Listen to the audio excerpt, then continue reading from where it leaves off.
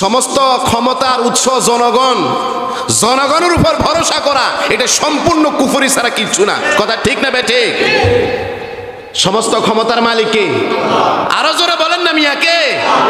যারা আমরা বিচার করি সমাজের একেবারে ছোট ঘর থেকে নিয়ে বড় পর্যায় পর্যন্ত যারা আমরা বিচার করি, অনেক ক্ষেত্রে দেখা যায় বিচারকের মধ্যে ইনসাফ নাই। কথা ঠিক কিনা বলেন? সম্মানিত ভাইয়েরা, এই পৃথিবীতে হাজারো মানুষ বসবাস করছে। এক একজন এক একটা ধর্ম নিয়ে তারা তাদের জীবন কাটাচ্ছে, এক একজন এক একটা ধর্মকে তারা অনুসরণ করছে। কথা ঠিক কিনা বলেন? হিন্দুদের একটা ধর্ম আছে, খ্রিস্টানদের একটা ধর্ম আছে, এরপর বৌদ্ধদের একটা ধর্ম আছে, আছে না নাই? আচ্ছা বলেন তো, পৃথিবীতে যত ধর্ম আছে সমস্ত ধর্মের ভিতরে শ্রেষ্ঠ ধর্মের নাম কি? একটু আওয়াজ দিয়ে বলেন তো কি? ইসলাম। ইসলাম মানে শান্তি। ইসলাম মানে কি? শান্তি। তো যারা ইসলাম ধর্ম গ্রহণ করেছে আর ইসলাম ধর্মের মধ্যে আছে, তারা কিসের মধ্যে আছে? শান্তির মধ্যে আছে। সুবহানাল্লাহ, শান্তির মধ্যে আছে। আপনি দেখেন মহারাষ্ট্রের যারা হিন্দু আছে, আপনি যদি তাদেরকে জিজ্ঞাসা করেন যে তোমাদের ভগবান কি, তোমাদের সবচেয়ে বড় ভগবান কে, তো তখন তারা বলে যে আমাদের সবচেয়ে বড় ভগবানের নাম হচ্ছে গণেশ্বর। কি? গণেশ্বর। এটা হচ্ছে তাদের বড় ভগবান। আপনি যদি দিল্লির হিন্দুদেরকে যদি আপনি জিজ্ঞাসা করেন যে তোমাদের সবচেয়ে বড় ভগবান যিনি, তিনার নামটা কি, তোমরা কাকে মানো ইলাহ হিসাবে, রব হিসাবে, ভগবান হিসাবে কাকে মানো তোমরা? তো তারা বলবে যে আমরা যাকে মানি আমাদের ভগবানের নাম হচ্ছে রাম। কি বুঝেন না? কথা বুঝেন না? তাদের ভগবানের নাম কি? রাম। আপনি যদি গুজরাটের হিন্দুদেরকে যদি আপনি জিজ্ঞাসা করেন যে তোমাদের সবচাইতে বড় ভগবানের নাম কি, যদি আপনি জিজ্ঞাসা করেন, তো তারা এক বাক্যে বলবে যে আমাদের ভগবানের নাম হচ্ছে কৃষ্ণ। তাদের ভগবানের নাম কি? কৃষ্ণ। এরপর আপনি যদি আমাদের দেশ বাংলাদেশ, আমাদের বাংলাদেশের হিন্দুদেরকে যদি আপনি জিজ্ঞাসা করেন আচ্ছা তোমাদের ভগবানের নাম কি, তোমাদের ইলাহের নাম কি, তো তারা বলে যে আমাদের ভগবানের নাম হচ্ছে দুর্গা। আমাদের ভগবানের নাম কি? দুর্গা। হিন্দুদের, বাংলাদেশে হিন্দুদের। বিহারে যারা বিহারে বসবাস করে, আপনি যদি তাদেরকে জিজ্ঞাসা করেন যে তোমাদের সবচেয়ে বড় ভগবান যিনি, তিনার নাম কি, তারা বলবে যে আমাদের বড় ভগবানের নাম হচ্ছে শঙ্কর। কি? শঙ্কর। পশ্চিম ভারত যারা বসবাস করে, আপনি যদি তাদেরকে জিজ্ঞাসা করেন যে তোমাদের সবচেয়ে বড় ভগবান যিনি, তিনার নাম কি, তো তিনারা এক বাক্যে বলবে যে আমাদের যিনি ভগবান, আমাদের ভগবানের নাম হচ্ছে কার্তিক বালাজি। তিনারা এইটাই জবাব দেবে। এরপরে নেপালে যারা বসবাস করে, নেপালের হিন্দুদেরকে যদি আপনি যদি জিজ্ঞাসা করেন যে তোমাদের বড় ভগবান যিনি, সবচেয়ে বড় ভগবান যিনি, তিনার নামটা কি, তো তিনারা বলবে যে আমাদের ভগবান যিনি, তিনার নাম হচ্ছে পশুপাতি। একটু আওয়াজ দিয়ে সবাই বলেন নাউজুবিল্লাহ। আচ্ছা, সবগুলো তো হিন্দু, বিধর্মী, বিধর্মী না? এক এক জাতের এক একটা কি ধর্ম, তারা এক একজন এক এক ধর্মের অনুসারী, তাদের ভগবান এক একজনের এক একটা নাম। কথা ঠিক নেবে? ঠিক। তা আমাদের, আপনি যদি জিজ্ঞাসা করেন সারা পৃথিবীর, আপনি আমেরিকা বলেন, চীন বলেন, জাপান বলেন, অস্ট্রেলিয়া বলেন, যুক্তরাষ্ট্র বলেন, পৃথিবীর যে কোনো প্রান্তে আপনি যাবেন, মুসলমানকে যদি আপনি জিজ্ঞাসা করেন, যেই কোনো দেশের যেই কোনো মুসলমানকে আপনি যদি জিজ্ঞাসা করেন তোমরা যার পূজা করো, তোমরা যার ইবাদত করো, তোমাদের ইলাহের নাম কি? পৃথিবীর সমস্ত মুসলমানদেরকে আপনি যদি এই কথাটা যখন জিজ্ঞাসা করবেন, পৃথিবীর সমস্ত মুসলমানগুলো একসাথে এক বাক্যে জবাব দিবে, আমাদের সবচাইতে বড় রব যিনি, তিনার নাম হলেন আল্লাহ। সুবহানাল্লাহ বলেন। আপনি পৃথিবীর যেখানে যান, যে প্রান্তে যান, ইউরোপ বলেন, আমেরিকা বলেন, অস্ট্রেলিয়া বলেন, চীন বলেন, আর জাপান বলেন, আর ওই একেবারে গহীন জঙ্গলে যেখানে যান, যে কোনো মুসলিমকে আপনি যদি জিজ্ঞাসা করেন, সবাই এক বাক্যে বলবে আমাদের রব যিনি, তিনার নাম, আরো জোরে বলেন, তিনার নাম কি? আল্লাহ। সুবহানাল্লাহ, সুবহানাল্লাহ। এরপরে যদি জিজ্ঞাসা করা হয় তোমাদের নেতার নাম কি, পৃথিবীর সমস্ত মুসলমানগুলো এক বাক্যে একসাথে জবাব দেবে, আমাদের নেতা হলেন বিশ্ব নবী মুহাম্মাদুর রাসূলুল্লাহ সাল্লাল্লাহু আলাইহি ওয়াসাল্লাম, তিনি আমাদের নেতা। তাহলে এবার বলেন, আমরা কি বহু ধর্মকে অনুসরণ করব না এক ধর্মকে অনুসরণ করব? আর সেটার নাম কি? ইসলাম। সেটার নাম ইসলাম। আমাদের রব আল্লাহ। আমাদের রব কে? আল্লাহ। আমাদের নেতা মুহাম্মাদুর রাসূলুল্লাহ সাল্লাল্লাহু আলাইহি ওয়াসাল্লাম। সুবহানাল্লাহ। কি শান্তির ধর্ম, কি শ্রেষ্ঠ ধর্ম আমরা পেয়েছি। বিশ্বনবী সাল্লাল্লাহু আলাইহি ওয়াসাল্লাম বলেন, যে ব্যক্তি ইসলাম ধর্মকে ইসলাম ধর্ম হিসাবে পেয়ে যে ব্যক্তি সন্তুষ্ট থাকবে, আল্লাহ এবং তার রাসূল ওই ব্যক্তির উপর সন্তুষ্ট। আরো জোরে বলেন না সুবহানাল্লাহ। যারা ইসলামকে ইসলাম পেয়ে সন্তুষ্ট থাকবে, আসমান জমিনের মালিক স্বয়ং আল্লাহ রাব্বুল আলামিন তার উপর সন্তুষ্ট থাকবে। সুবহানাল্লাহ। এখন আমরা ইসলাম ধর্ম পেয়ে আমরা খুশি কিনা? বলেন না, একটু আওয়াজ দিয়ে বলেন না, খুশি কিনা? খুশি। তো ইসলাম ধর্ম পেয়ে যেহেতু আমরা খুশি, আমরা যেহেতু সন্তুষ্ট, তো ইসলাম ধর্মের কিছু কাজও তো আছে, আছে না নাই? ইসলামের মৌলিক বিধান কয়টা? 5টা। কয়টা? জোরে বলেন, আওয়াজ দিয়ে বলেন, কয়টা? 5টা। কালিমা, নামাজ, রোজা, হজ, যাকাত, এই 5টা হচ্ছে ইসলামের মৌলিক বিধান। সুবহানাল্লাহ পড়েন। আমরা ইসলামের প্রথম বিধান কালিমাতুন তাইয়্যিবা পড়লাম, আল্লাহর উপর ঈমান নিয়ে আসলাম, আমরা পড়ে নিলাম লা ইলাহা ইল্লাল্লাহু মুহাম্মাদুর রাসূলুল্লাহ। কালিমা পড়লাম আর আমরা মুসলমান হয়ে গেছি। সুবহানাল্লাহ। এখন এই মুসলমানটা হওয়ার পরে আমাদের মৌলিক কিছু কাজ আছে, আছে না নাই? কথা বলেন, আছে না নাই? প্রধান যে কারণ সেটাই হচ্ছে আমাদের কোরআন। সুবহানাল্লাহ পড়েন না।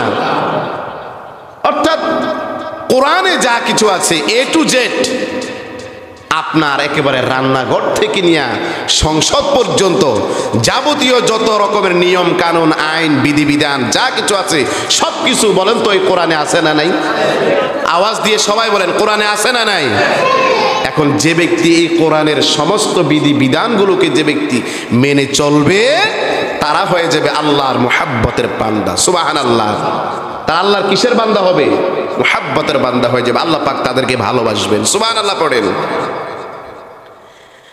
তাহলে ঈমান আনার পরে নামাজ পড়তে হবে, আল্লাহর বিধান যাকাত আদায় করতে হবে, আল্লাহ পাকের বিধান রমজানের রোজাগুলো, ফরজ রোজাগুলো আমাদেরকে পালন করতে হবে। এরপরে যাই আল্লাহর হুকুম হজ, সামর্থ্যবান ব্যক্তিদের উপর হজ আল্লাহ রাব্বুল আলামিন ফরজ করে দিয়েছেন, সেটা আদায় করতে হবে। যাকাত আদায় করতে হবে। এই 5টা কাজ যারা পরিপূর্ণভাবে পালন করবে, আল্লাহ রাব্বুল আলামিনের দরবারে তারা মাকবুল বান্দা হয়ে যাবে। সুবহানাল্লাহ। এই কাজগুলোর পাশাপাশি ইসলামে আরো কিছু বিধান আল্লাহ রাব্বুল আলামিন করে দিয়েছেন, যেগুলা পালন করলে স্বয়ং আল্লাহ তাআলা আপনাকে ভালোবাসবেন। আরো জোরে বলেন না সুবহানাল্লাহ। এইরকম 8টা শ্রেণীর ব্যক্তি আছে। কয় শ্রেণী? 8 শ্রেণীর মানুষ আছে পৃথিবীতে, যাদেরকে আল্লাহ রাব্বুল আলামিন ভালোবাসেন। সুবহানাল্লাহ বললেন, আরো জোরে বলেন। সুবহানাল্লাহ বলতে কি আপনাদের কষ্ট হয়? কথা বলেন, কষ্ট হয়? আলহামদুলিল্লাহ বলতেও কষ্ট আছে? আপত্তি আছে? কোনো আপত্তি আছে? আপত্তির দিন তো এখন শেষ। কথা ঠিক না ঠিক? আপত্তির দিন এখন আর আছে? এখন সব উন্মুক্ত, স্বাধীন। আল্লাহর কোরআন হবে এখন স্বাধীন। সুবহানাল্লাহ। কোরআনের কথা হবে এখন স্বাধীনভাবে, ঠিক কিনা বলেন? প্রিয় ভাইরা আমার, ইসলামকে যদি মানেন পরিপূর্ণভাবে মানতে হবে। কথা ঠিক কিনা বলেন? মুসলমানদের যাদের শরীরে মুসলমানের রক্ত আছে, যাদের দেহে ঈমান আছে, তারা কখনো বিড়ালের মতো হয় না। কথা ঠিক কিনা বলেন? তাদের আওয়াজ হবে সাইয়্যিদনা ওমরের মতো। সুবহানাল্লাহ। তাদের আওয়াজ হবে খাব্বাবের মতো, তাদের আওয়াজ হবে খুবাইবের মতো, ঠিক কিনা বলেন? ফাঁসির মঞ্চে দাঁড়িয়েও তারা কখনো নিজেদেরকে বিচলিত করেন নাই, ঠিক কিনা বলেন? নিজেকে কখনো পিছপা করেন নাই। ফাঁসির রশি তারা আনন্দে গ্রহণ করেছে, হাসতে হাসতে তারা তাদের ফাঁসির রশিগুলো গলার মধ্যে তারা সাদরে ফুলের মালার মতো তারা গ্রহণ করেছে। বিনিময়ে আল্লাহ তাআলা তাদেরকে জান্নাত দিয়ে দিয়েছেন। সুবহানাল্লাহ পড়েন।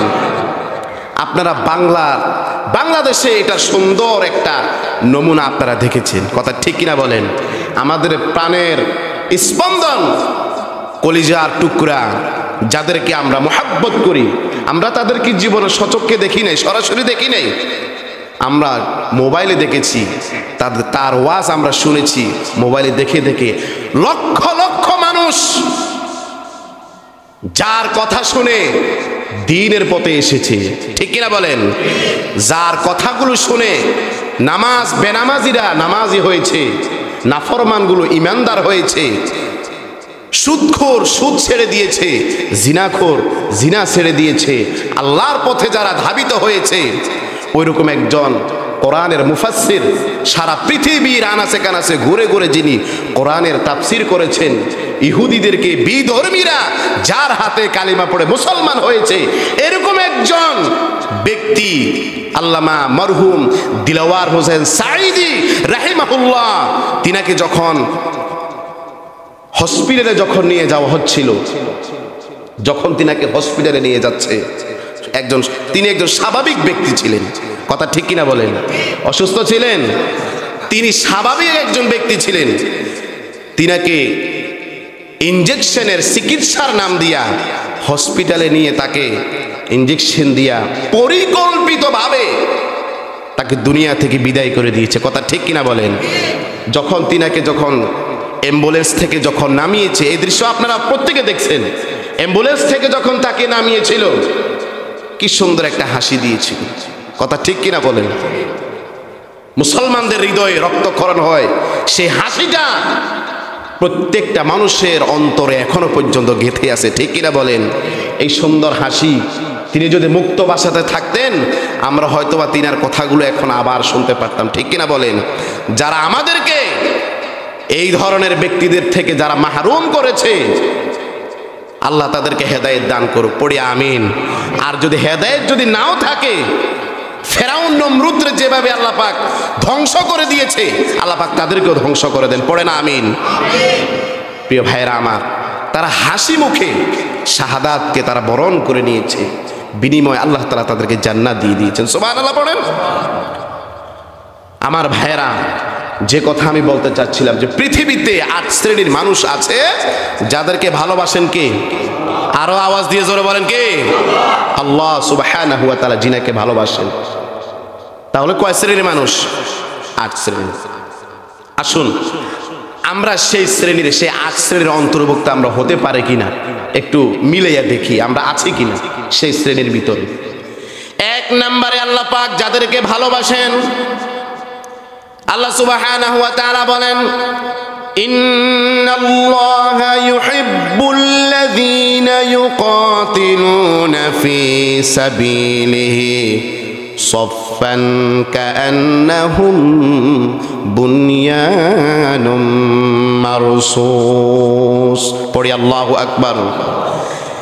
এক নম্বরে আল্লাহ পাক ওই শ্রেণীর মানুষকে ভালোবাসেন যারা আল্লাহর জমিনে আল্লাহর পথে যারা সারিবদ্ধভাবে নিজেদের জীবনকে আল্লাহর রাস্তায় যারা সীসাডালা প্রাচীরের মতো যারা আল্লাহর জমিনে আল্লাহর দ্বীনকে যারা কায়েম করার জন্য আল্লাহর পথে যারা সংগ্রাম করে, যারা লড়াই করে, যারা আল্লাহর পথে জিহাদ করে, আল্লাহ রাব্বুল আলামিন ওই শ্রেণীর মানুষকে আল্লাহ তাআলা ভালোবাসেন।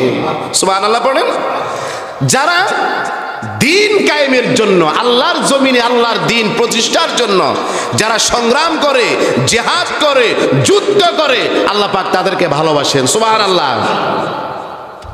আমার ভাইয়েরা, হযরতে ওমর, হযরতে আবু বকর, হযরতে খাব্বাব, হযরতে খুবাইব, হযরতে বেলাল, হযরতে আম্মার, এই সমস্ত সাহাবীরা এরা আল্লাহর জমিনে আল্লাহর দ্বীনকে কায়েম করার জন্য, আল্লাহর কোরআনকে প্রতিষ্ঠিত করার জন্য তারা যুগে যুগে সময়ে সময়ে মুহূর্তে মুহূর্তে বিশ্ব নবীর নেতৃত্বে তারা আল্লাহর জমিনে আল্লাহর দ্বীনকে প্রতিষ্ঠিত করার জন্য তারা সংগ্রাম করেছিলেন।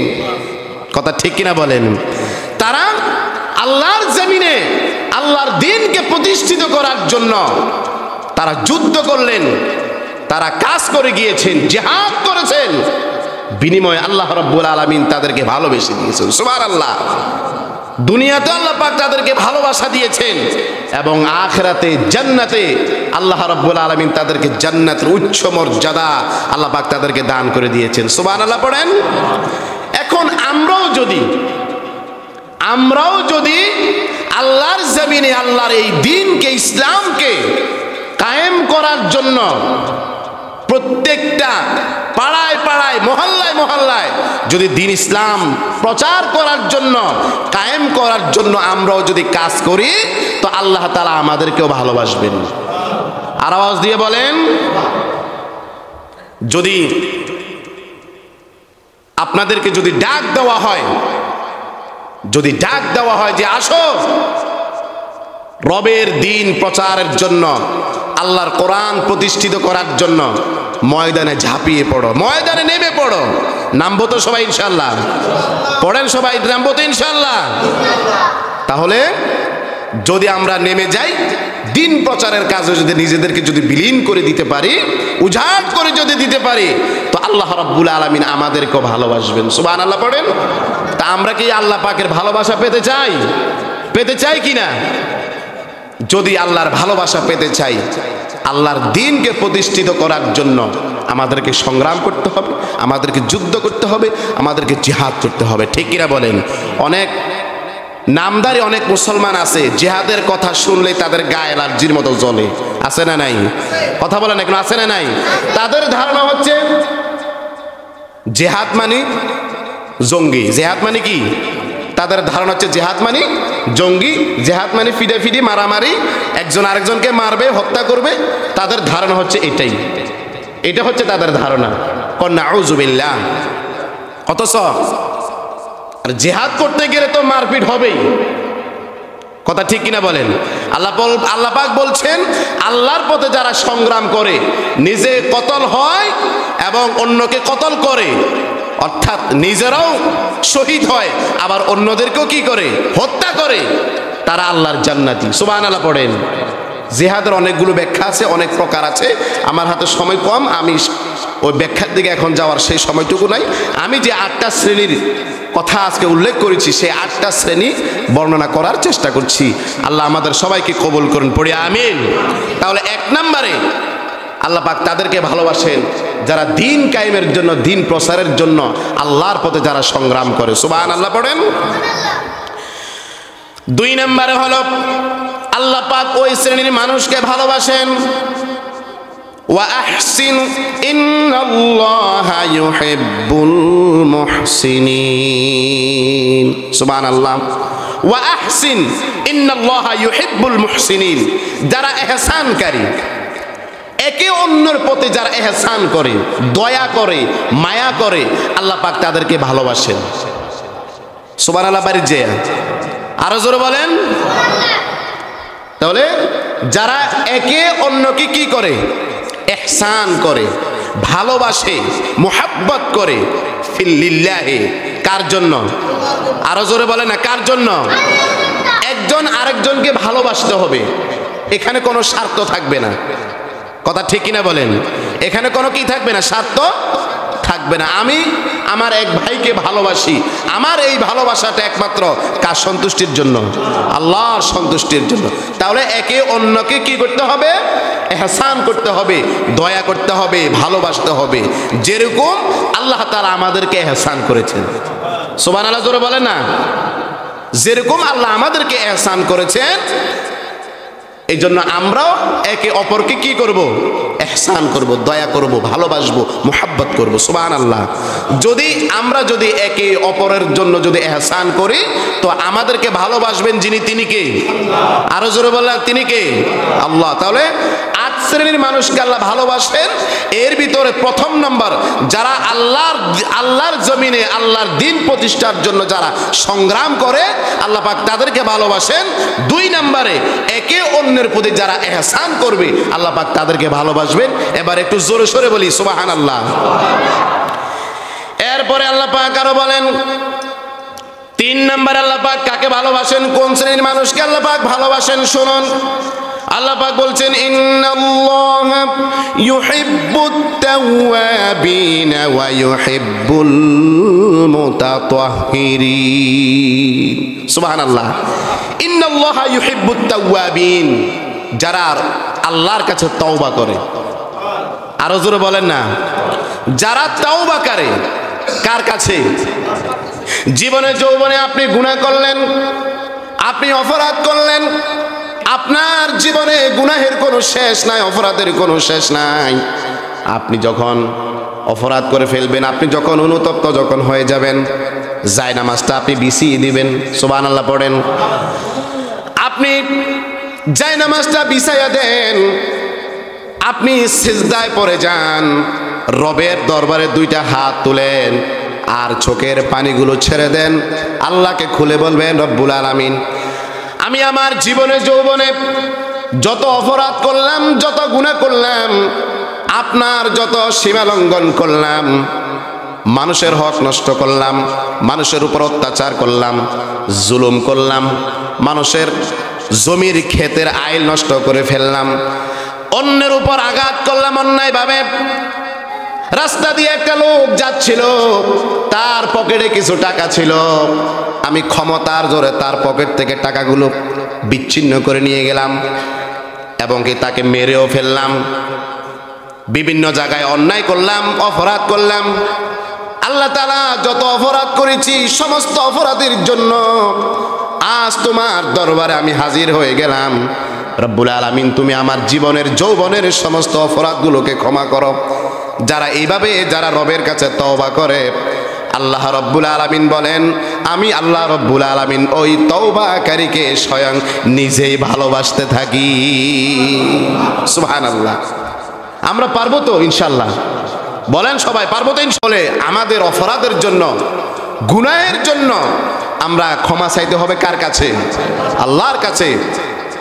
তওবা মানে হচ্ছে নিজের অতীতের সমস্ত কাজের জন্য অনুতপ্ত হতে হবে এবং পাক্কা এরাদা করতে হবে, ওয়াদা করতে হবে। কার সাথে? কথা বলেন না কেন? কার সাথে ওয়াদা করতে হবে? কার সাথে? যে আল্লাহ, আমি অতীতে যা করছি এগুলোর জন্য আপনার কাছে ক্ষমা প্রার্থী, ভবিষ্যতে আমি এই ধরনের কোনো অপরাধ আর করব। এইভাবে যারা পাক্কা ওয়াদা হয় রবের সাথে, এটাকে বলা হয় তওবা। সুবহানাল্লাহ পড়েন। আর আমাদের দেশে তওবা মানে কি বুঝেন? যে মরণ যন্ত্রণা শুরু হয়েছে, মসজিদের ইমাম সাহেবরে, মুয়াজ্জিন সাহেবরে অথবা কোনো একজন হুজুর ডাকে নিয়ে এসে, হুজুর আমার বাপ তো মরে যায়, একটু তওবা টওবা করাই দেন। এই হচ্ছে আমাদের দেশের তওবার অবস্থা। কথা ঠিক কিনা বলেন? আসলে তওবাকে অন্যজনে করাবে না নিজের তওবা নিজে করবে? নিজের তওবা, নিজের ভুল ধারণাগুলো শুধরানোর চেষ্টা করে, নিজের তওবা নিজে করবে। হুজুর ডেকে নিয়ে আইসা অমুক জায়গা থেকে একজন লোক ভাড়া করে নিয়ে আইসা তওবা করাইলেন, তো এই তওবা তো আল্লাহর দরবারে কবুল হইতেও পারে, নাও হইতে পারে। কথা ঠিক কিনা বলেন? আর যখন আপনি নিজের তওবা যখন নিজে করবেন, আল্লাহ তাআলা স্বয়ং নিজে বলছেন বান্দার সেই তওবা আমি নিজেই গ্রহণ করব। সুবহানাল্লাহ। আল্লাহ পাক বলছেন ওয়া ইন্নাল্লাহা ইউহিব্বুত তাওয়াবিন ওয়া ইউহিব্বুল মুতাতাহহিরিন, যারা আমার কাছে তওবা করে এবং পবিত্রতা অর্জন করে আমি আল্লাহ পাক তাদেরকে ভালোবাসি। সুবহানাল্লাহ জোরে বলেন। তাহলে এটা গেল কয় নাম্বার? 3 নাম্বার। এরপরে আসুন 4 নাম্বার, আল্লাহ পাক কাকে ভালোবাসেন, কোন শ্রেণীর মানুষকে ভালোবাসেন? আল্লাহ রাব্বুল আলামিন বলেন ওয়াল্লাহু ইউহিব্বুস সাবিরিন ইন্নাল্লাহা মা'আস সাবিরিন। সুবহানাল্লাহ। আল্লাহ পাক বলেন ওয়াল্লাহু ইউহিব্বুস সাবিরিন, যারা ধৈর্য ধারণ করে। যারা কি করে? ধৈর্য ধারণ করে।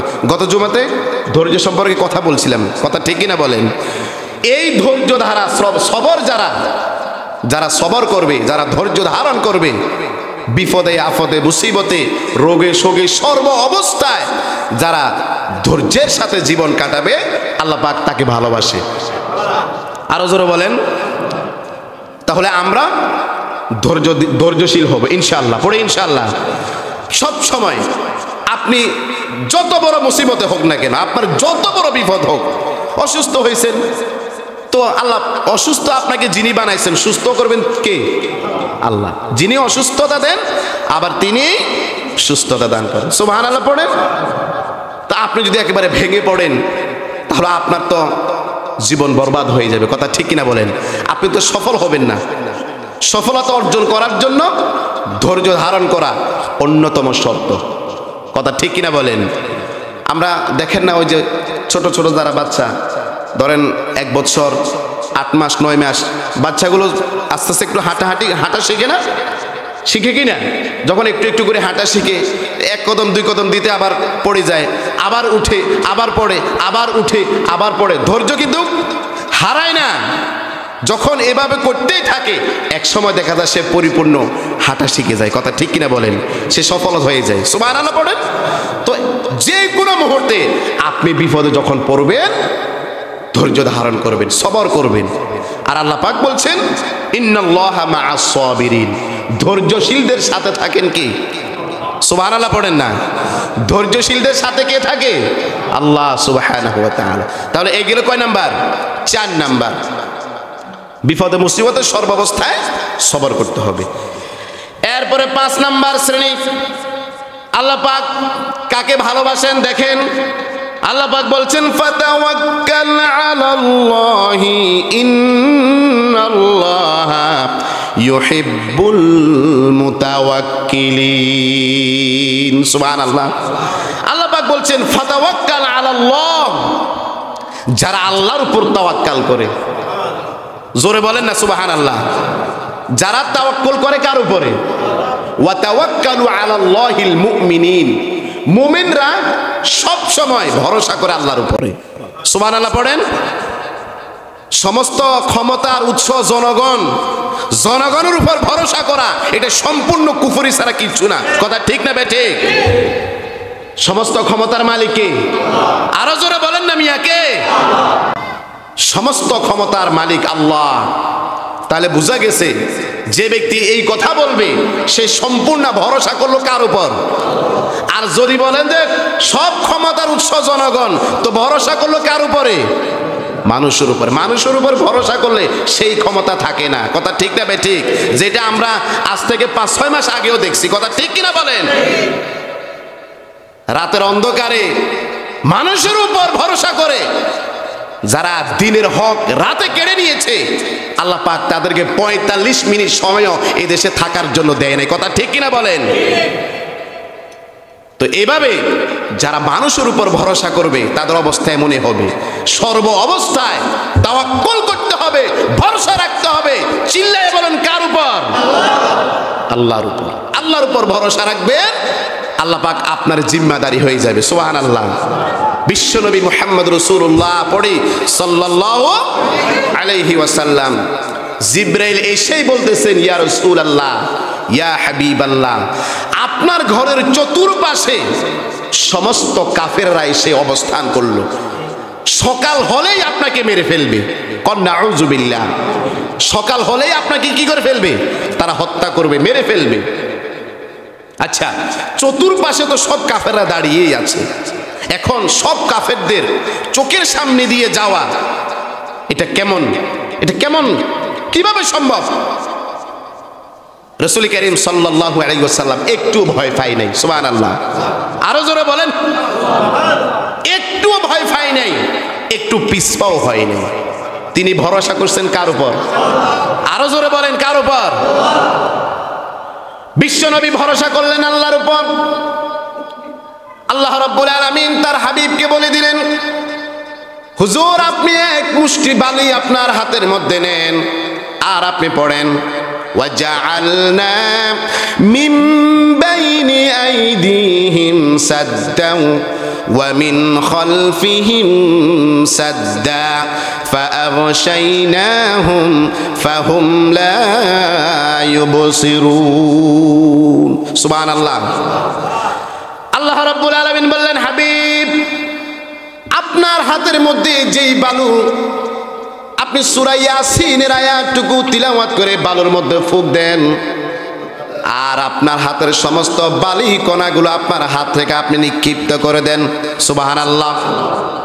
আমার ভাইরা, বিশ্ব নবী তার হাতের বালু কণাগুলো কেবলমাত্র সামনের দিকে নিক্ষেপ করলেন। আপনারা বলেন তো, বালি যেই দিকে নিক্ষেপ করে সেই দিকেই তো যাওয়ার কথা, ঠিক কিনা বলেন? আমার ভাইয়েরা, বিশ্বনবী আল্লাহ রাব্বুল আলামিনের উপর তাওয়াক্কুল করলেন।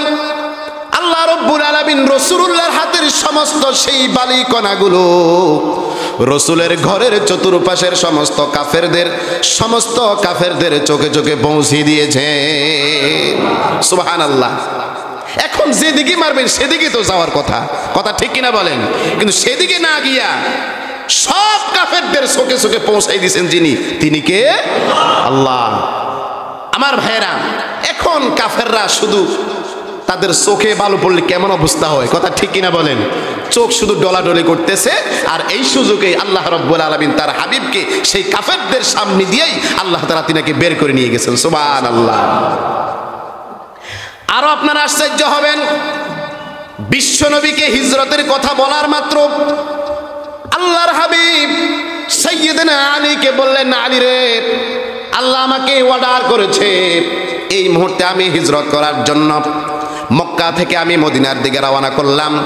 তুমি একটা কাজ করো, আমার ঘরে যাও, আর আমার বিছানায় গিয়া আমার ইয়ামানি চাদর, ইয়ামানি কম্বল গায়ে দিয়ে তুমি আমার বিছানায় শুয়ে থাকো। সুবহানাল্লাহ পড়েন। যখন রাসূলুল্লাহ যখন হযরত আলীকে যখন এই কথাটা বললেন, হযরত আলী রাদিয়াল্লাহু তাআলা আনহু কেঁদে ফেলছেন। সুবহানাল্লাহ, কেঁদে ফেলছেন। এখন আল্লাহ রাব্বুল আলামিন তার হাবিব তিনাকে বলতেছেন, আলী, তুমি কাঁদতেছো, কাহিনীটা কি? তুমি ভয় পাচ্ছ? সকালবেলা কাফেররা তোমাকে আমি মুহাম্মদ মনে করবে আর তোমাকে হত্যা করবে, এই ভয়ে তুমি কাঁদতেছো? হযরত আলী রাদিয়াল্লাহু তাআলা আনহু বলতেছেন, ইয়া রাসূলুল্লাহ, একটু আমি সে ব্যাপারে আমি বিচলিত নই, বরং আমি কাঁদতেছি এখানেই আপনার জন্ম, অথচ এদেশের কাফেররা এত নিষ্ঠুর হয়ে গেছে যা আপনার মাতৃভূমিতে আপনার জন্মস্থানে আপনাকে থাকতে দেওয়া হচ্ছে না। আপনি এখন মক্কা থেকে মদিনার দিকে চলে যাচ্ছেন, আর আমরা নবী থেকে মাহরুম হয়ে যাচ্ছি। এই ভয়তে আমি কাঁদতেছি, এই যন্ত্রণায়, এই টেনশনে আমি কাঁদতেছি। সুবহানাল্লাহ। আমার ভাইয়েরা, হযরতে আলী একটু বিচলিত হয় নাই। আরো মজার একটা কথা আছে, যদি আপনারা শুনেন আরো আশ্চর্য হয়ে যাবে। রাসূল করিম সাল্লাল্লাহু আলাইহি ওয়াসাল্লাম একদিন মক্কা বিজয়ের পরে হযরত আলীকে নিয়ে কাবা ঘরের ভিতরে প্রবেশ করলেন। সুবহানাল্লাহ পড়েন। বললেন যে, আলী, একটা কাজ করো, কাবার ভিতরে যতগুলো, কাবার চত্বরে যতগুলো মূর্তি আছে সমস্ত মূর্তিগুলো লাঠি দিয়ে একটা একটা করে ভেঙে ফেলবো। সুবহানাল্লাহ জোরে বলেন না। আল্লাহর হাবিব আসছেন মূর্তি গড়ার জন্য না মূর্তি ভাঙার জন্য? সুবহানাল্লাহ পড়েন। ইব্রাহিম আলাইহিস সালাতু ওয়াস সালাম তার বাবা আজরের সাথে মূর্তি সংরক্ষণ করলেন না মূর্তি ভাঙলেন? ভেঙেছেন। এটাই ছিল নবীদের মিশন। সুবহানাল্লাহ। কোনো মূর্তি থাকবে না, কোনো পূজা মূর্তি পূজা এই পৃথিবীতে থাকবে না, সব আল্লাহর গোলাম হয়ে যেতে হবে। সুবহানাল্লাহ। আমার ভাইয়েরা, হযরত আলীকে যখন নিয়ে কাবা ঘরে যখন প্রবেশ করলেন, আল্লাহর রসুলের হাতের লাঠি দিয়া একটা একটা একটা একটা করে সবগুলো মূর্তি ভেঙে ফেলছেন। সুবহানাল্লাহ পড়েন না। একটা মূর্তি একটু উঁচু, যেটা রাসূলুল্লাহর হাত দিয়ে নাগুর পাচ্ছে না, তো আল্লাহ রসুল বললেন যে আলী তুমি একটা কাজ করো, আমার কাঁধের উপর তুমি উঠো, আমার কাঁধে উঠে উঁচা যে মূর্তিটা সেটা তুমি ভেঙে ফেলো। সুবহানাল্লাহ। হযরত আলী রাদিয়াল্লাহু তাআলা আনহু কেঁদে ফেললেন, বলতেছেন ইয়া রাসূলুল্লাহ আপনি এটা কি বলেন? আপনি বিশ্ব নবী, আসমানের নিচে জমিনের উপরে আপনার মতো শ্রেষ্ঠ মানুষ পৃথিবীতে আর কেউ হতে পারে না। আমি একজন সাধারণ মানুষ আলী আপনার কাঁধে উঠব, এটা তো কখনো হয় না। বরং আপনি আমার কাঁধে উঠেন, আমার কাঁধে উঠে আপনি সেই মূর্তিটাকে ভেঙে ফেলেন। সুবহানাল্লাহ জোরে বলেন।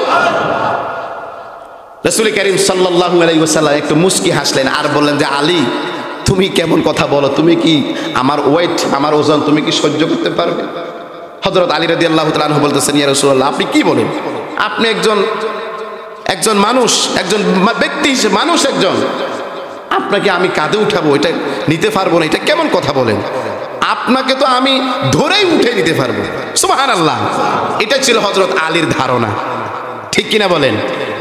তখন আল্লাহ রসুল বলতেন ঠিক আছে, তোমার সাথে আমার সাথে একটা চ্যালেঞ্জ হোক, আমার এই শাহাদাত আঙ্গুল, এই শাহাদাত আঙ্গুলটুকু আমি তোমার কাঁধের উপরে রাখবো, যদি তুমি আমার এই আঙ্গুলের ওয়েট, আঙ্গুলের ওজন তুমি সহ্য করতে পারো, তাহলে মনে করবো যে তুমি কিছু একটা পারো।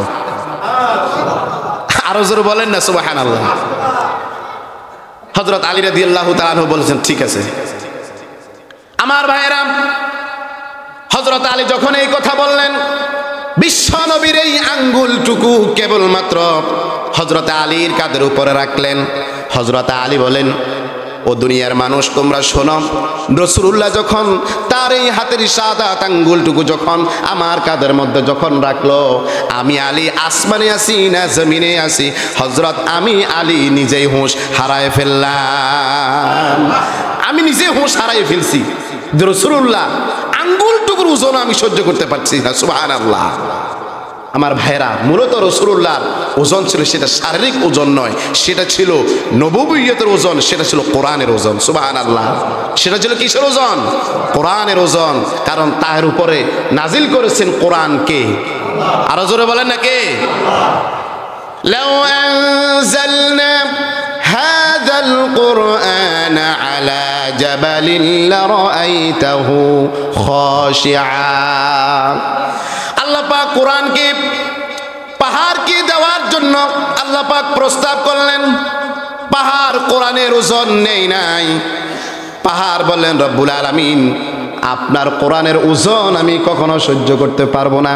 সেই ওজনদারি কিতাব আল্লাহ রব্বুল আলামিন নাজিল করে দিয়েছেন বিশ্বনবী মুহাম্মদুর রাসূলুল্লাহর উপর। সুবহানাল্লাহ। আমার ভাইয়েরা, হযরত আলীকে যখন রাসূলুল্লাহ যখন বললেন তুমি আমার বিছানায় যাও, ইয়া মানে কম্বল গায়ে দিয়ে তুমি ঘুমিয়ে যাও, হযরত আলী নিজে একটু বিচলিত হয় নাই। হযরত আলী ওই মুহূর্তে জিনের উপর ভরসা করলেন। তিনি কে? আল্লাহর উপর ভরসা করছে। তাইলে ওয়া তাওয়াক্কালু আলাল্লাহিল মুমিনিন, মুমিনেরা সব সময় ভরসা করে কার উপর? আল্লাহর উপর। সুবহানাল্লাহ। তাহলে এই গেল কত নাম্বার? 5 নাম্বার। 6 নাম্বার, আল্লাহ পাক ওই শ্রেণীর মানুষকে ভালোবাসেন। ইন্নাল্লাহা ইয়া'মুরু বিল আদলি ওয়াল ইহসান ওয়া ইতা'i যিল কুরবা ওয়া ইয়ানহা আনিল ফাহশাই ওয়াল মুনকার। সুবহানাল্লাহ। এই আয়াতটুকু প্রত্যেকটা মসজিদে জুমার ভিতরে খতিব সাহেবরা দ্বিতীয় খুতবার ভিতরে তিলাওয়াত করে কি করে না? অনেক মুসল্লি আছে হুজুর যখন খুতবা পড়ে যে ইন্নাল্লাহা ইয়া'মুরু আদলে, যখন এই একটা তেলাওয়াত করে তিনারা মনে করেন যে হুজুর মনে দাঁড়ানোর জন্য বলতেছে, আস্তে আস্তে সব দাঁড়াই যায়। কথা ঠিক কিনা বলেন? এটা এমনভাবে কমন হয়ে গেছে, এমনভাবে মানুষের মুখস্থ হয়ে গেছে যে এই আয়াতটা তিলাওয়াত করলেই মুসল্লিরা মনে করে যে দাঁড়াইতে হবে। কথা ঠিক কিনা বলেন? অথচ এই আয়াতটার ভিতরে আল্লাহ রাব্বুল আলামিন কেমন একটা মেসেজ দিয়েছেন দেখেন। আল্লাহ পাক বলছেন ইন্নাল্লাহা ইয়া'মুরু বিল আদল, আমি আল্লাহ মুহাব্বত করি, ভালোবাসি ওই শ্রেণীর ব্যক্তিকে যারা ইনসাফ করে। আরো জোরে বলেন না, যারা ইনসাফ ভিত্তিক সমাজ ব্যবস্থা, ইনসাফ ভিত্তিক রাষ্ট্র ব্যবস্থা, ইনসাফ ভিত্তিক পারিবারিক ব্যবস্থা, সামাজিক ব্যবস্থা যারা কায়েম করবে আল্লাহ পাক তাদেরকে ভালোবাসবে। জোরে বলেন সুবহানাল্লাহ। তাহলে আমি বাবা হিসাবে আমার উপর কি থাকতে হবে? আমার মধ্যে কি থাকতে হবে? ইনসাফ থাকতে হবে। আমি আমার মসজিদের মুতাওয়াল্লি হিসাবে আমার মধ্যে ইনসাফ থাকতে হবে। আমি মসজিদের খতিব হিসাবে আমার মধ্যে ইনসাফ থাকতে হবে। আমি দোকানের একজন দোকানদার হিসাবে আমার কাছে ইনসাফ থাকতে হবে। আমি সমাজের একজন দায়িত্বশীল হিসাবে আমার কাছে ইনসাফ থাকতে হবে। এই কথাটা কি আমি মোল্লার না আল্লাহর? চিল্লায় বলেন না কার? অনেক বাবাকে দেখা যায় ইনসাফ করে না, ছেলে সন্তানদের মধ্যে সম্পদ বন্টন করতে গিয়া সব সম্পদগুলো ছেলেদের নামে লিখে দেয়, মেয়েদের মাথায় হাত বুলাই দেয়। এই ধরনের ডাকাত নামক বাবাও সমাজে আছে না নাই? কথা বলে না কেন? আছে না নাই? কাবার গিলাপ ধরে আপনি কুটিবারও যদি কাঁদেন, মানুষের হক নষ্ট করছেন, এই হক কখনো আল্লাহ ফেরত দেওয়ার ক্ষমতা আল্লাহরও নাই। কথা ঠিক কিনা বলেন? কারণ এটা হককার বান্দার। কার হক? বান্দার হক। বান্দার হক আল্লাহ মাফ করতে পারে? কখনো পারে না। তাহলে ইনসাফ থাকতে হবে, ইনসাফ ভিত্তিক জিন্দেগি আমাদেরকে কাটাতে হবে। রাসূল করিম সাল্লাল্লাহু আলাইহি ওয়াসাল্লাম দেখেন কেমন বিচার ব্যবস্থা আমরা করি। আপনারা একটু ধৈর্য ধরেন, আমি কথাটা শেষ করছি, কেউ বিরক্ত হবেন না। রাসূল করিম সাল্লাল্লাহু আলাইহি ওয়াসাল্লাম বিচার ব্যবস্থা, আমরা যারা বিচারক, যারা আমরা বিচার করি সমাজের একেবারে ছোট ঘর থেকে নিয়ে বড় পর্যায় পর্যন্ত যারা আমরা বিচার করি, অনেক ক্ষেত্রে দেখা যায় বিচারকের মধ্যে ইনসাফ নাই। কথা ঠিক কিনা বলেন? আপনি যিনি অন্যায় করে তার ক্ষমতা আছে, তার টাকা আছে, তার জোর আছে, শক্তি আছে, বিচারক তার পক্ষে রায় দেয়। কিন্তু যিনি নিরপরাধ গরিব মানুষ তার পক্ষে কখনো রায় যায় না। কথা ঠিক কিনা বলেন? সে পরিপূর্ণ বিচার পায় না। এই হচ্ছে আমাদের সমাজ রাষ্ট্রের অবস্থা। কথা ঠিক কিনা বলেন? রাসূল করিম সাল্লাল্লাহু আলাইহি ওয়াসাল্লাম শুনেন, যারা বিচার করেন শুনেন, নবী করিম সাল্লাল্লাহু আলাইহি ওয়াসাল্লাম তিনার বংশ ছিল কুরাইশ বংশ, সবচাইতে উঁচু মর্যাদাশীল বংশ। কথা ঠিক কিনা বলেন? কুরাইশ বংশের একজন মহিলা চুরি করলো। কি করলো? চুরি করছে। এখন চোরের বিচার হচ্ছে কি? হাত কাটা। চোরের বিচার কি? হাত কাটা। এই সমাজে আমাদের এই দেশে এই আইন কি আছে? কথা বলে না কেন? আছে। যদি কোরআন যদি সংসদে যদি আপনারা পৌঁছাইতে পারেন, ইসলাম যদি সমাজে যদি কায়েম করতে পারেন, দেখবেন এই দেশে চোর আর থাকবে না। কথা ঠিক কিনা বলেন? যখন একজন চুরি করবে বাইতুল মুকাররমের সামনে গিয়ে যখন তার হাতটুকু যখন কেটে দেওয়া হবে, সমস্ত চোররা সাবধান হয়ে যাবে। কথা ঠিক কিনা বলেন? ও ভাই কথা বলেন ঠিক কিনা? রাসূল করিম সাল্লাল্লাহু আলাইহি ওয়াসাল্লামের কাছে বিচার আসছে, একজন মহিলা কুরাইশ বংশের, তিনি চুরি করল। আল্লাহর হাবিব জুমার মসজিদে এলান দিয়ে দিলেন, ঘোষণা দিয়ে দিলেন, অমুক মহিলার বিচার হবে। হযরত আবু বকর এবং হযরত ওমরের মাঝে দুজনের মধ্যে কথাবার্তা হচ্ছে। রাসূলুল্লাহর কাছে একটু সুপারিশ নিয়ে যাওয়ার প্রয়োজন। কে রাসূলুল্লাহর কাছে সুপারিশ নিয়ে যাবে? যে এই মহিলা তো কুরাইশ বংশের মহিলা, আর এই মহিলার যদি হাত যদি কাটা হয় তাহলে বিশ্ব নবীর বংশের কলঙ্ক হবে। কন্যা আউযুবিল্লাহ। তিনারা এই চিন্তা করলেন যে যেহেতু কুরাইশ বংশের, রাসূলুল্লাহর বংশের, এখন বিচার যদি জনসম্মুখে হয় তো রাসূলুল্লাহর বংশের বদনামি হবে কি হবে না? কথা বলেন না কেন? হবে কি না? অনেক টাইপের সাতওয়ালাদেরকেও দেখি, ক্ষমতার মানুষ, দলীয় মানুষ, বিচার জনসম্মুখে করে না, রাতের অন্ধকারে ঘরের মধ্যে গিয়া নিজেরা সমাধা করে ফেলে। কথা ঠিক কিনা বলেন? রাষ্ট্রের কোটি কোটি টাকা চুরি করে যারা দেশ থেকে বিদেশে পাচার করেছে, একটা চোরেরও বিচার হয় না। ঠিক কিনা বলেন? চোরদের বিচার হইতে হবে। এটা কার কথা? কথা বলেন না কেন? কার কথা? আল্লাহর কথা। ওমর এবং আবু বকরের মধ্যে সিদ্ধান্ত, রাসূলুল্লাহর কাছে এই সুপারিশ নিয়ে কে যাবে? তো দুজনে একটা সিদ্ধান্ত করলো যে রাসূলুল্লাহর পালক পুত্র হযরতে যায়েদ রাদিয়াল্লাহু তাআলা আনহুর একটা ছেলে আছে, রাসূলুল্লাহর নাতি উসামা রাদিয়াল্লাহু তাআলা আনহু। দাদা নাতির সম্পর্ক গভীর কিনা? গভীর না? দেখবেন অনেক বাড়িতে বাপে ছেলের মধ্যে যদি ঝগড়া ফাসাদ হয়, মাগার নাতির হক দাদায় কখনো ছাড়ে না। কথা ঠিক কিনা বলেন? তো ওমর এবং আবু বকর বললেন যে ওসামার আর রাসূলের কাছে পাঠাও। সিদ্ধান্ত কর্মে ওসামাকে পাঠালো। ওসামা গিয়ে বললেন, দাদাজি, যে মহিলার আপনি বিচার করবেন এই মহিলাটা আপনার বংশের মানুষ, সুতরাং বিচারটা একটু শিথিল ভাবে করবেন, একটু হালকা ভাবে করবেন।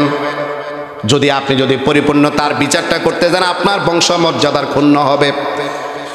রাসূলুল্লাহর কাছে যখন এই সুপারিশটুকু যখন করল, বিশ্ব নবী বসা থেকে দাঁড়িয়ে গেলেন, আর তার পুরোটা চেহারা আগুনের মতো লাল হয়ে গেছে। সাহাবীদের উদ্দেশ্যে বললেন, শোনো সাহাবীরা, জানি না তোমরা কে ওসামাকে আমার কাছে পাঠিয়েছো।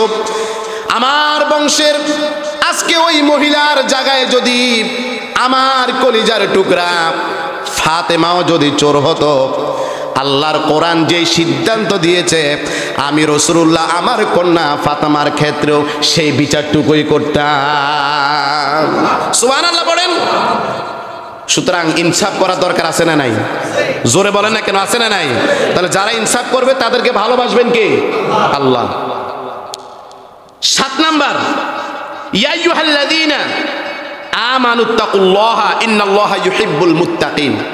লম্বা আর করছি না, সংক্ষেপে বলছি। যা আল্লাহকে ভয় করে তাকওয়া অর্জন করে, আল্লাহ পাক তাকে ভালোবাসে। সুবহানাল্লাহ। জীবনের সকল ক্ষেত্রে ভালোবাসতে ভয় করতে হবে কাকে?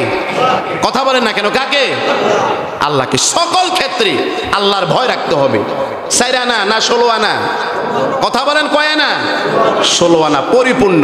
স্বর্ণ দোকানে গিয়ে স্বর্ণ যখন ক্রয় করেন, যদি 1 আনা কম দেয় নিবেন? কথা বলেন, নিবেন? কয় আনা লাগবে? 16 আনা। 16 আনাই লাগবে। তো ভয়ের ক্ষেত্রেও, আল্লাহর ভয়ের ক্ষেত্রেও পরিপূর্ণ 16 আনা 16 আনাই লাগবে। সুবহানাল্লাহ। যাদের মধ্যে এই 16 আনা ভয় থাকবে আল্লাহ পাক তাকে ভালোবাসবে। 8 নাম্বার, ইন্নাল্লাহা ইউহিব্বুল মুতাতাহহিরিন, যারা পবিত্রতা অর্জন করে। সুবহানাল্লাহ পড়েন। অনেক যুবক ভাই আছেন রাস্তায় যখন হাঁটেন প্যান্টের চেন খুলে মাত্রই বসে যান প্রস্রাব করার জন্য, অথবা লুঙ্গিটা উল্টেই বসে যান প্রস্রাব করার জন্য। ঢিলা নাই, কুলুপ নাই, পানি নাই, কিচ্ছু নাই। বলেন আপনার শরীর পাক না না পাক? বলেন পাক না না পাক? আল্লাহ না করুক, মৃত্যু তো হবেই। আর ওই অবস্থায় যদি আপনার মৃত্যু হয়, আপনি কি ইমানদারি মৃত্যু পাবেন না বেঈমান হবেন? বেঈমান ছাড়া কিছু না। কারণ আপনার শরীরটা কি হয়ে গেছে?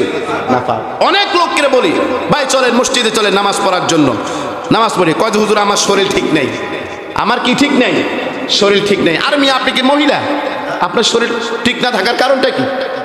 তাহলে বোঝা গেছে সে পেশাব করে পানি, এটা লজ্জার বিষয় না? কথা বলে না কেন, লজ্জার বিষয় কি না? কোন গালে কিভাবে যে আবার এটাও বলে যে হুজুর আমার শরীর ঠিক নেই।